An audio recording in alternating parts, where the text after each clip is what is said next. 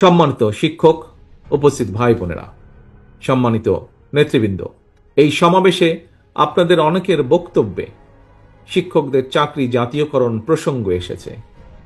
কেউ কেউ মনে হয় আরো শিক্ষা প্রতিষ্ঠান এমপিওভুক্ত করার কথা বলেছেন। এছাড়াও আপনাদের এই সংগঠনের বাইরেও বেসরকারি শিক্ষকদের বিভিন্ন বেশ কিছু দাবি রয়েছে। দেশের একটি দায়িত্বশীল রাজনৈতিক দল হিসেবে বিএনপি শিক্ষকদের ন্যায্য দাবির সঙ্গে নীতিগতভাবে অবশ্যই একমত। আপনাদের বক্তব্য থেকেই উঠে এসেছে এখন পর্যন্ত যতটুকু হয়েছে শিক্ষকদের জন্য বিভিন্ন পর্যায়ে বিএনপি যতবার রাষ্ট্র পরিচালনার দায়িত্বে ছিল অধিকাংশ সময় অধিকাংশ দাবিগুলো সে সময় পূরণ হয়েছে। কাজেই আপনাদের এগুলো সম্পর্কে আমরা ওয়াকিফাল।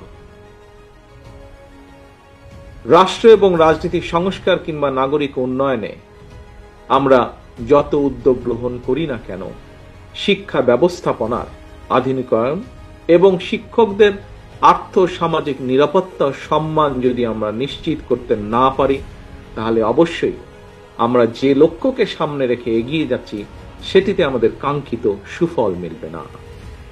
সম্মানিত উপস্থিতিবৃন্দ, জনগণের ভোটে বিএনপি রাষ্ট্র পরিচালনার সুযোগ পেলে অবশ্যই রাষ্ট্রের সামর্থ্য অনুযায়ী শিক্ষকদের আর্থিক নিরাপত্তা বেষ্টনী বাড়ানো কিংবা চাকরি স্থায়ীকরণ কিংবা জাতীয়করণের বিষয়টি ইনশাআল্লাহ ইতিবাচক বিবেচনার জন্য উচ্চ পর্যায়ের কমিশন আমরা গঠন করব ইনশাআল্লাহ।